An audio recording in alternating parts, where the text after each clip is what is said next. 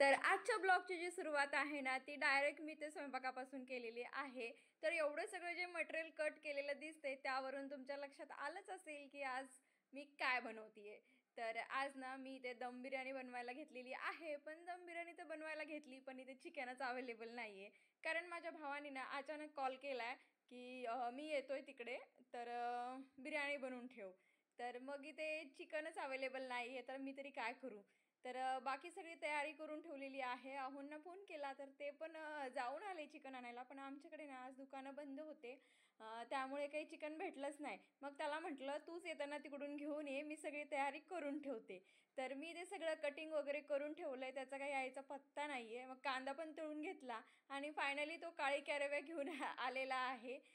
तर त्याने चिकन आणलं होतं. मग मस्त बिर्याणी वगैरे केली आणि त्याला ना दम बिर्याणी जास्त आवडते. आणि सोबत पण त्याचा मित्र आला होता, म्हणजे आमच्या गावचाच, म्हणजे माझा भाऊच आहे तो पण.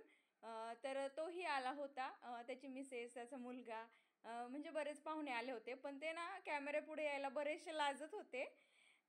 तर मग बिर्याणी वगैरे केली आणि आता वाजलेले आहेत 2 वाजले, त्यांना परत पण जायचं आहे. तर मग त्यांना जेवण वगैरे वाढून घेतलं इथे. आणि बिर्याणी कशी बनली आहे ते मला माहिती नाही आहे, कारण काय झालं माहिती आहे का, त्याचं थोडंही मॅरिनेशन अर्धा ताससुद्धा होऊ दिलं नाही त्यांनी. खूप घाई केलेली आहे की लवकर बनव लवकर बनव. आणि दम बिर्याणीला कसं चिकनमध्ये मसाले मुरले चांगले, 1 तास तरी ते मॅरिनेशन व्यवस्थित व्हायला पाहिजे, तेव्हाच बिर्याणी खाण्यात मज्जा असते बघा. तर पण ते शक्य झालं नाही आता, कारण ते घाईच एवढी करत होते. तर मग मी असंच लवकर लवकर बनवून घेतलेली आहे, कारण तयारी तर मी सगळी अगोदरच केली होती. तर आमच्याकडे ना जो पाहुणा येईल ना तो यायच्या अगोदरच सांगून ठेवतो जेवायला काय बनवणार आहे. म्हणजे आता लांबची पाहुणी तर आपल्याला जास्त काही विचारत नाहीत किंवा सांगत नाहीत हेच बनवा तेच बनवा. पण जे आपल्या जवळचे असतात ते अगोदरच सांगून ठेवतात की जेवायला ना बिर्याणीच बनव म्हणून. तर त्या सगळ्यांना ना जास्त म्हणजे बिर्याणीच आवडते. त्यामुळे आमच्याकडे कोणताही पाहुणा आला की त्याला बिर्याणीचं हे पातेलच बनवलं जातं. तर तरी पण छान झाली होती, असं त्यांनी सांगितलं नंतर मला. तर मला वाटलं काय माहिती आता घाईगडबडीत कशी झाली काय नाही, पण मस्त झाली होती. आणि दम बिर्याणी करायची असली ना चिकन तेवढेच आणि राईस पण तेवढेच लागतात मला. त्यामुळे कसं म्हणजे छान मसाला पण बनतो खाली. तर मग तिघांनाही ताटं वाढले आणि माझी वाढण्याची पद्धत बघा, एकदम प्लेट भरून वाढत असते मी, की दुसऱ्या वेळेस मागितलंच नाही पाहिजे. पण माझ्या भावाने मला अगोदरच सांगून ठेवले की तू आहे ना अगोदर थोडं थोडं वाढत जा, मग दुसऱ्या वेळेस पण माणूस थोडंसं घेतं. पण मला तसं होतच नाही, मी वाढताना अगोदरच भरपूर वाढते. तर मागच्या वेळेस पण त्याला ना बिर्याणीच खायची होती. मग तो आला होता तेव्हा मी बिर्याणीच बनवली होती बघा. तर त्याला तेव्हाही त्याला खूप जास्त आवडली होती. तर त्यांची जेवणं वगैरे होतोवर सिद्धांत पण स्कूलमधून आला होता आणि त्याला मामा आला ना की त्याला माहीत आहे की मामा काय सरप्राईज घेऊन येतो. तर मामा ना त्याला नेहमी मोठी कॅडबरी घेऊन येतो. मग त्यांची जेवणं वगैरे झाले आणि ते निघालेले आहेत, त्यांना बरंचसं दूर जायचं होतं. तर मग ते गेल्याच्या नंतर मी काहीच शूट नाही केलं. मग डायरेक्ट सकाळी सकाळी शूट करायला घेतलं आहे. आज आहे संडे आणि आज ना आम्ही खूप लवकर छत्रपती संभाजीनगरला आलो आहे. कारण ना बाळाची सायकल पंक्चर झाली होती, त्याला पण एक हे घ्यायचं होतं, ते पंप घ्यायचा होता.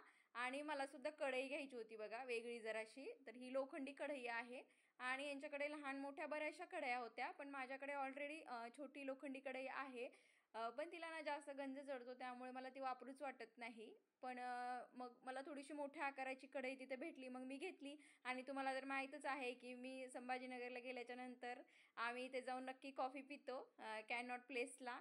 तर सकाळी सकाळी आल्यामुळे कसं आम्ही काहीच घरी नाश्ता वगैरे पण केला नव्हता, डायरेक्ट तसंच आलो इथे. तर म्हटलं बघूया आता कॅनॉटला मस्त गरम गरम नाश्ता करूया, सकाळी सकाळी छान भेटतं. मग इथे थोडीशी अगोदर पहिल्यांदा आम्ही कॉफी घेतली, कारण तिथली कॉफी ना एकदम भारी असते. तर कॉफी वगैरे घेतली इथं आणि मग शोधत होतो की दुसरं काहीतरी खाऊया म्हणून. तर जास्त काही दुकानं उघडलेलेच नव्हते बघा. त्यामुळे कसं आम्ही इकडे एक दुकान, म्हणजे 2-3 दुकानं होते उघडलेले, पण हे स्पायसी म्हणजे जे समोसे वगैरे आहेत ते मला खायचं नव्हतं. आणि मग इथे मी घेतलेला आहे डोसा आणि मस्त होता बरं का, एकदम छान होता. आणि यांनी समोसा घेतला आहे आणि यांनी मेंदू वडा घेतला होता, भारी होता एकदम. तर मस्त तिथे नाश्ता वगैरे केला आणि मग तुम्हाला तर माहीतच आहे, की मागच्या बाजारात मला भाजीपाला भेटला नव्हता. मग इथे हे जे मुकुंदवाडी आहे, तर तिथे मग मंडई भरलेली असते बघा. छान हिरवागार भाजीपाला होता. तर मग तिथे मला कोथिंबीर वगैरे घ्यायची होती. पण ह्या मंडईमध्ये ना जास्तच महाग होता जरा भाजीपाला. कारण आम्ही ज्या बाजारात जातो ना, तेवढा महाग नसतो भाजीपाला तिथे. तर मग मला जे आवश्यक होतं ना, तर ते मी इथून घेतलं. पण बऱ्याचशा भाज्या इथं मिळतात बघा, ज्या की त्या आमच्या बाजारात मिळत नाहीत. तर जे भेटत नाही ना तिकडे, तेच मी इथं घेऊन टाकलं.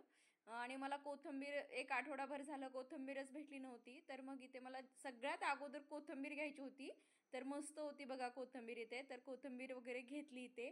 आणि कांदापात पण त्या बाजारात मिळत नाही बघा. लवकर गेल्यावर मिळते, पण आम्ही उशिरा जातो. तर मग कांदापात वगैरे असं ज्या भाज्या मिळत नाहीत त्या इथे घेऊन टाकल्या आम्ही. आणि फायनली आता निघालोय घरी. तर रस्त्यामध्ये येताना ना आवर्जून आम्ही या ठिकाणी नारळ पाणी पितो नेहमी. कारण इथे ना नारळ पाणी बघू शकताय तुम्ही 50ला 2 आहेत. आणि असं काही नाही की ते खराब वगैरे आहेत. एकदम छान नारळ पाणी आहे. त्याच्यामध्ये भरपूर सारी मलाईसुद्धा आहे आणि पाणीसुद्धा आहे. दिसायला छोटं जरी असलं ना, तर पाणी भरपूर आहे त्या नारळामध्ये. प्रत्येकजण तिथे थांबून नारळ पाणी पितो बघा. असं मार्केटमध्ये गेलो आपण तर एक ₹70 काहीतरी नारळ पाणी झालेलं आहे. पण त्या दादाजवळ ना 50ला 2 आणि ₹30ला 1 असं नारळ पाणी असतं. तर चला आता घरी आले होते. आणि घरी आल्याच्यानंतर इथे मी लाडूची तयारी केलेली आहे चालू. आता मला म्हणजे मेथीचे लाडू बनवायचे आहेत, म्हणजेच ड्रायफ्रुट्सचे लाडू बनवायचे आहेत. त्यासाठीच मी ते उडदाची डाळ वगैरे भाजून घेते आणि मग लाडूची तयारी करून घेतली आणि बघा ही जी कढई आहे ना, ती मी घेऊन आली आहे.